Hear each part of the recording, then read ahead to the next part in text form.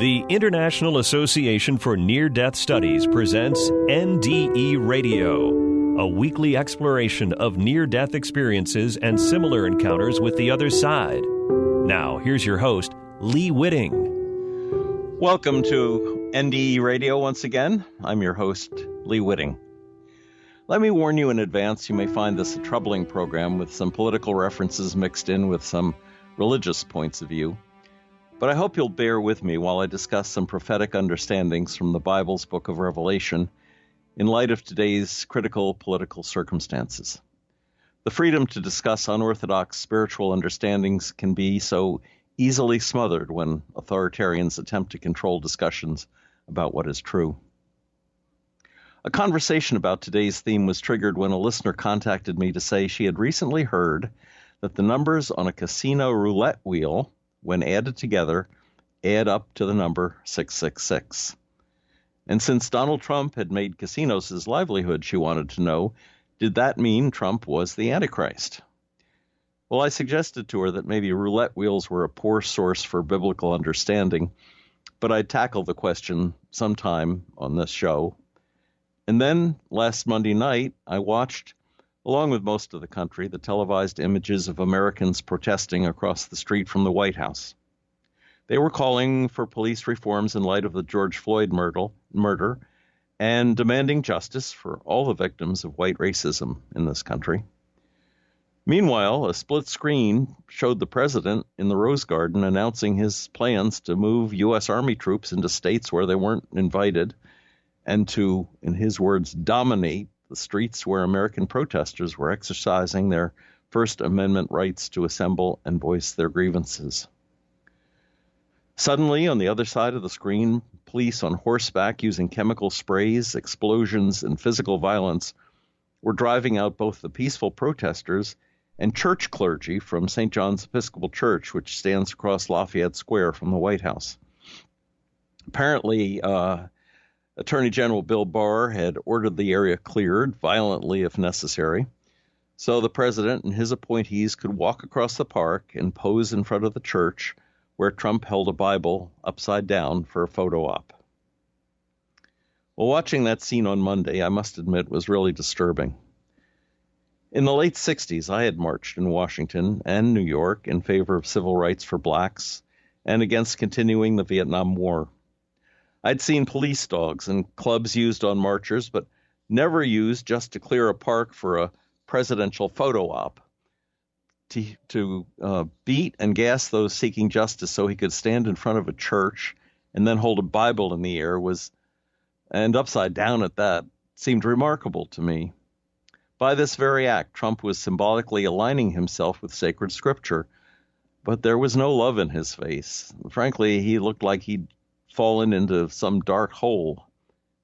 He's holding the Bible, I thought, more like a death sentence than a prop. It's like he'd received his draft notice from the dark side, where they don't take bone spurs as an excuse. It reminded me of that roulette wheel question about 666 and the Antichrist, so I thought this might be a good time to discuss end times prophecy again. First, let me say that some people in every age think their age will be the last. St. Paul, for example, preached that Jesus would return during Paul's lifetime and bring an end to the age, and that was even before John of Patmos wrote the book of Revelation. When John did write, it was apparently triggered by Rome's oppression and persecution of Christians. Later on in history, when symbolic times like the year 1000, or in times of terrible wars or plagues like the Black Death, people have turned to Bible prophecy to see what the Old and New Testaments have to say about the return of a Messiah. At the time of my birth, millions believed Hitler was the Antichrist, based on clues from Revelation and the book of Daniel. And Mussolini, the fascist dictator of Italy, was considered to be Hitler's false prophet, the 666 of his day. Interestingly, some reincarnationists have pointed out the facial resemblances in photos of Mussolini and of Trump. And, of course, today there is a contingent of evangelicals who do believe the last trumps, shorthand for the trumpets, the sound in the book of Revelation reports, are related to the president's name. Let me say, full disclosure, that I've had a long-abiding interest in end times prophecy myself. It began, I think, with a prophetic dream I had of his death 2 days before the assassination of President John F. Kennedy in November 1963. I remember waking up in tears, confused, and wondering what would happen then. That turned to the dark side in American history, and my interest in end times stories led me to get a master's degree at the University of Maine with a final project in end times prophecies, and that led me, a few years later, into the seminary. Those of you who have listened to past shows on NDE Radio may have heard an old tape I made for a radio show some 30 years ago, dramatizing the story of a man condemned to live until the end times and how he yearned to die. So today, let me fill you in on just one facet of end times prophecy in the book of Revelation, some suggested meanings for the number 666, and its possible connection to Trump's role as president. When I was a freshman at Columbia, I took a Bible history course, where they taught that Revelation was not written about some Antichrist of our day, but about one of the past, the Roman Emperor Nero, who committed suicide in 68 AD. That was some 27 years before John of Patmos wrote Revelation, about the year 95. Why, the teacher argued, would John make a reportedly dead person a main threat to the future? It was because many people back then expected Nero would return. So let me tell you a little about Nero. To cite Wikipedia, the Emperor Nero was usually associated with tyranny and extravagance. Tacitus claims that the Roman people thought him compulsive and corrupt. Many Romans believed that the Great Fire of Rome was instigated by Nero to clear the way for his planned palatial complex.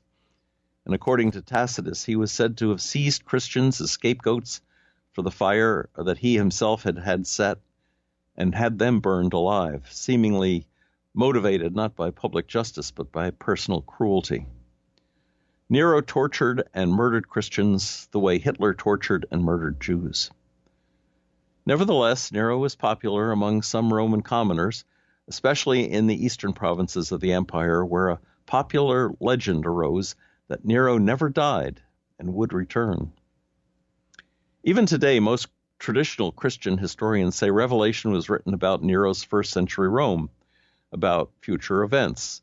They base that on the number 666, which is described in Revelation as the number of a man. Turns out 666 is the numerological value for Nero's name, and since Nero died back in the first century AD, 666 should mean nothing to our future, nothing at all, except there was that legend, a legend that lasted the better part of 5 centuries, that Nero would return. And here's where we run into the Christian debate on the concept of reincarnation. The Nero Redivivus legend, the legend that the emperor would return, was still a common belief as late as the 5th century. It claimed that Nero did not really commit suicide in 68 AD, but fled to Parthia, which is an area now known as northeastern Iran, where he was still alive. It said that someday Nero would amass a large army and would return to Rome to destroy it. Even St. Augustine, one of the famous fathers of the church, hundreds of years later wrote that some believed, quote, Nero now lives in concealment in the vigor of that same age which he had reached when he was believed to have perished, and will live until he is revealed in his own time and restored to his kingdom. In later forms of the story, among many early Christians, the legend shifted to a belief that Nero was, in fact, the Antichrist. So what does this crazy story mean? Well, something my teacher at Columbia didn't tell us was that many early Christians believed in reincarnation. That means that when the church decided to reject the theology of reincarnation, the prophecies connected with the return of heroes and villains had to be by some magical means of life extension. That is to say, Nero, like stories about Hitler and Elvis Presley, never died. They could be back any day now. I woke up last Tuesday morning with that image of Trump in my head. There he was, standing in front of that boarded-up church holding an upside-down Bible in his hand, and I thought, this was more than a photo op. Trump looked like a grumpy, frightened tin pot dictator caught live on camera. He's trapped himself in something much bigger than he understands, I thought, and he's actually terrified by it. The Bible teaches us the story of the world, the history of the world is full of Antichrist. That is, people who stand opposed to what Jesus taught, to love God and to love one another. Well, it's the golden rule, do unto others as you would have them do unto you. But as the ghostwriter of Trump's book, The Art of the Deal, Tony Schwartz, has said over and over, Donald Trump is no more capable of compassion or empathy than he is of overcoming gravity. I found myself actually feeling pity for this man, even though he yearns to be America's first dictator, even though his authoritarian leanings are now threatening to destroy our democracy. But he has been recruited to play a part in end times prophecy. At least I wondered about that. Does that mean he's the Antichrist? Well, I had told my roulette wheel listener, I don't think so, and I still don't. Trump is not psychologically capable of being the Antichrist, but he may play a significant part in the mechanism the Bible calls 666, the power that aids and promotes the Antichrist to divide and conquer and wend his way to the Jerusalem throne.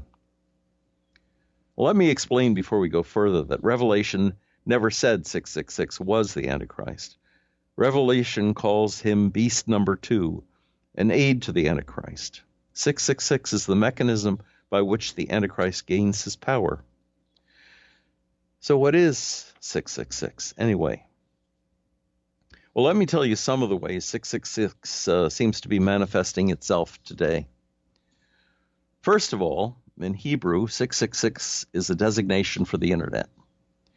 It was noted early on that the www of World Wide Web becomes vav, vav, vav in Hebrew. Since in Hebrew there is no letter W, it's replaced by vav, and vav is the 6th letter of their alphabet. And since letters are also numbers in Hebrew, www is 666. Now, what does that say about the Antichrist coming to power? Well, let me just say, as amazing an invention as it is, the Internet was popularized primarily by pornography, virtual reality video games, financial transactions, and social media devices that enable lying on Facebook, on Twitter, and on many other channels for misinformation and social division. Most recently, Russian bots, trolls, and hackers have been using the World Wide Web to divide societies and disrupt elections in the U.S. and around the world. A further aspect of Internet 666, called the Mark of the Beast in Revelation, is described as an ID on our forehead or in our hand that enables us to buy and sell. In this generation, it may have manifested itself as the credit card, the Internet sales mechanism that has been a handy tool, a source of fraud, a solid means of identifying and tracking what we buy and what we do. Of course, credit and debit cards work through the Internet. Some claim our credit card number is this generation's mark of the beast. This administration's involvement with 666, though, is most dramatically displayed by the huge 666 sign marking the address on a Fifth Avenue building bought by Jared Kushner and his family. Jared is, of course, Trump's son-in-law, and Jared's terrible deal in buying 666 created $1 billion debt that has now potentially changed the future of the Middle East. Well, for those who don't follow the finances of Trump's son-in-law, I would suggest they watch Jared's episode in the Dirty Money series on Netflix. Kushner bought his family's real estate business, brought it close to ruin by taking on $1 billion debt to buy 666 just before the real estate collapse of 2008. When Trump put Kushner in charge of Middle East peace, Jared was desperate for money. So he allegedly cut deals for cash to cover his 666 Fifth Avenue debts. For example, one alleged source of funds for Jared came in a deal allowing Saudi Arabia to build Russian nuclear power plants in that country, compromising the political stability of the Middle East, where Armageddon is predicted to occur. Well, as I noted earlier, there have been many occasions in history when people thought the end times were upon us. In the year 1000, people gathered in churches around Europe, fully expecting that precisely at midnight, Jesus would come riding in on clouds of glory to save their souls. In 1844, the Millerites claimed Jesus was returning, as did the Jehovah's Witnesses in 1914 and 1917. Fact is, there have been hundreds of predictions of end times dates over the past 2,000 years. When the disciples asked Jesus when the end times would come, Jesus told them to watch for the signs, because he himself did not know. But the sign he mainly suggested appears in Matthew 24. It's called the lesson of the fig tree. Jesus told his disciples, quote, "Now learn this lesson from the fig tree. As soon as its twigs get tender and its leaves come out, you know that summer is near. Even so, when you see all these things, you know that it is near, right at the door. Truly, I tell you, this generation will certainly not pass away until all these things have happened." Now, the key here is this. The fig tree is traditionally the symbol for the nation of Israel, and its coming into bloom is taken to mean the return of the Jews to occupy that land. When Israel was reestablished in 1948 and expanded to include all of the city of Jerusalem in the War of 1967, we were reminded, Jesus said, "This generation will certainly not pass away until all these things have happened." Trump declared Jerusalem to be the capital of Israel on December 6th of 2017, inserting his role once again in biblical prophecy. The greening of the fig tree moves the coming of the messiahs of Jewish, Christian, and Muslim faith closer to fruition, although I, for one, have no idea why evangelicals are yearning toward the tribulation that Jesus promised would befall us. Many of them, I know, hope for a pre-tribulation rapture where God takes the faithful out of here before the suffering begins. But historically, it seems, the people God loves the most are those who suffer the most, like those on the front line during COVID-19. I think we're all expected to stick around and help others during times of tribulation. To break this monologue, here's a poem from Dr. Doggerel called "The Secret Meaning of 666. Christian folks are in a fix about the number 666. Fundamentals get their kicks with the number 666. Catholics, on the other hand, would like to see the notion banned. Scholars call the number Nero, to Christians a monstrous anti-hero who tortured Christians at his parties by lighting fires to their bodies. The reason Nero gets this blame reflects the letters in his name. When Nero's name to numbers switch, Nero equals 666. Therefore, Revelation's beast, to St. John's thinking, was the least kindly of the Roman Caesars, who ignited Christians at his leisure. But visionaries see further meanings to 666 than Nero's leanings. They see a future filled with marks on foreheads, hands, and other parts, a means of naming who we are and what we buy, and in our car where we may go and what we do. In all our freedoms, we will rue the choices made unless we're willing to serve the Satan and his villains. Others say our lot is cast in plastic with 666 at last the sum of credit cards effects, to steal our money, and to hex our freedom and our Christian goals, to value things less, more our souls, until we're materially possessed by our possessions, unconfessed and unrepentant is our lot, fulfilling Satan's dire plot. Or is 666 some tiny chip implanted in our wrist or lip that we are scanned by day in everything we do or say, so our free will is slowly stolen? Moral choice is now beholden to the thought police who hear everything that we hold dear and turn our loves to hate and fear. While all these things may still prove true, the secret 666 shines through and how incredibly all-pervading the number has become, invading all we do or think or say in almost every act each day we engage in through computers, emails, research, seeking suitors, chat rooms, porno, even games, business, leisure, all the same. The 666 is the preface to everything we interface with, and every action that involves the World Wide Web that Satan lobs at nearly everything we do, and things we sell and we accrue. www. Think on this. The letters symbolize the bliss of the author of destruction. Our hopes devolve in this reduction. When we do Revelation go to study meaning, test the show of world events against end times, visions, monsters, we rewind and play again from St. John's text, the death of forests and the wrecks of famine, mammon, and disease, there for Satan's will to please, then we see it's his intent to do it through the internet. In the Hebrew language is the clue to 666 and all its crew of devils, monsters, other villains who want to freeze you and your will in walking footsteps you should walk. Instead of chatting, chat room talk, while paralyzed you sit and gawk.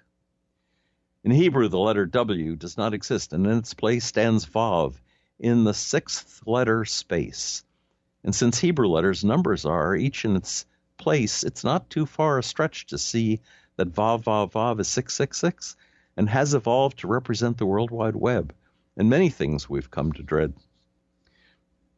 Every liar's sworn agenda is to seek believers' ruinous end, a goal despicable and mean, right there on your computer screen. We call it friend, the World Wide Web, till it betrays us, like some hacking Russian thug with spyware virus, bugs corrupting all our files, us, and everyone we text or write to, electronic blight to make each fright true. It really leaves us in a fix. www is 666. There's no escaping this web snare. It's omnipresent everywhere. Each time we use a credit card to pay a store, is our soul marred? Should we believe in Revelation's mark of a beast whose occupation's to ensnare us in a web so wide, the beast and his mark can hide inside? Dr. Doggerel. Well, speaking of suffering, this discussion of 666 would not be complete without a discussion of the Four Horsemen of the Apocalypse and how 666 may be fueling their arrival. This passage from Revelation describes the Four Horsemen. I watched as the Lamb opened the first of the seven seals. Then I heard one of the four living creatures say in a voice like thunder, "Come." I looked, and there before me was a white horse. Its rider held a bow, and he was given a crown, and he rode out as a conquering hero, bent on conquest. When the Lamb opened the second seal, I heard the second living creature say, "Come." Then another horse came out, a fiery red one. Its rider was given power to take peace from the earth and to make people kill each other. To him was given a large sword. When the Lamb opened the third seal, I heard the living creature say, "Come." I looked, and there before me was a black horse. Its rider was holding a pair of scales in his hand. Then I heard what sounded like a voice among the four living creatures saying, 2 pounds of wheat for a day's wages, and 6 pounds of barley for a day's wages, and do not damage the oil and the wine. When the Lamb opened the fourth seal, I heard the voice of the fourth living creature say, "Come."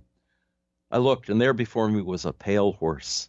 Its rider was named Death, and Hades was following close behind. There they were given power over a fourth of the earth, to kill by sword, famine, and plague, and by the wild beasts of the earth. What do the four horsemen mean? Well, first comes the white horse, carrying the Antichrist and his bow. His bow shoots the invisible arrows of disease and plague. Second, the red horse brings war. Third, the black horse brings starvation. Fourth, the pale horse brings death to a quarter of the world's population as the result of the impact of the disease, war, and starvation brought by the first three. So is there something happening in the world today that foretells such multiple disasters? Well, as a matter of fact, there is. It's called climate change, and its effect on us and our environment is well studied and well documented. 3 more degrees Celsius and the loss of habitat will bring more wildlife viruses and plagues like COVID-19, thus the white horse. Then there's the red horse of war. All the actions of our administration are encouraging confrontation in and around Israel. The recent announcement that Israel will begin annexing sections of the West Bank for Jewish use may hasten a war involving the U.S., Iran, and the other major players. The black horse of famine comes with climate change, too. Droughts, violent storms, floods, and the desertification are increasing areas of famine around the world. This year, they're projecting a 400% increase in the locust swarms that have been decimating food crops in East Africa in the past few years.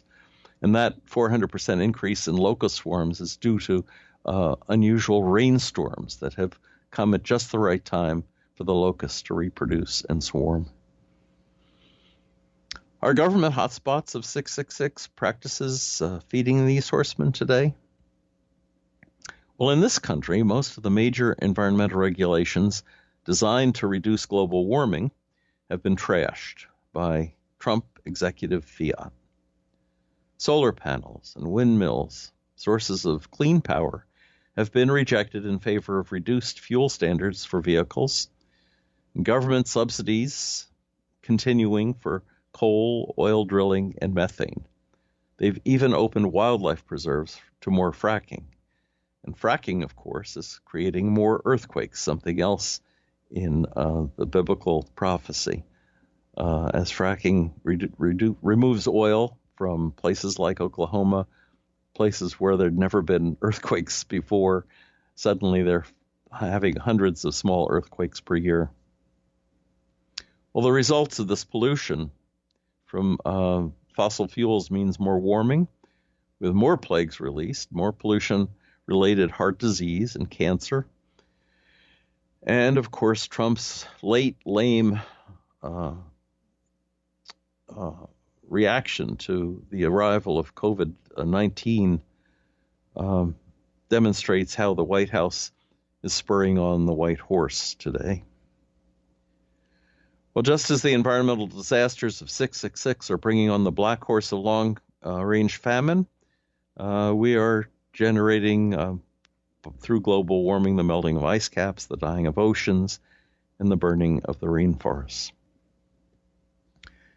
As for the red horse, Trump's confrontations with China, Iran, our military aid to Saudi Arabia to kill Yemenis, our encouraging of Putin's Russia to spread chaos through the internet, and our encouraging of Netanyahu's Israel to move aggressively against the Palestinians are pushing us toward conflict in numerous ways, but particularly in the Middle East.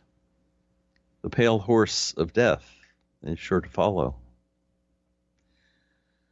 So by now you may see why I believe Trump, Kushner, Barr, Stephen Miller, and the other representatives and elements of 666 emerging in this administration are hell-bent on bringing on the end times. Still, I don't believe Trump is competent enough to be the Antichrist riding the white horse. Putin, on the other hand, is certainly a candidate. We'll just have to see how it all plays out. Finally, though, there's one key thing I'd like to add to this story. Because we were created on the 6th day of creation, the number 6 is the number of man.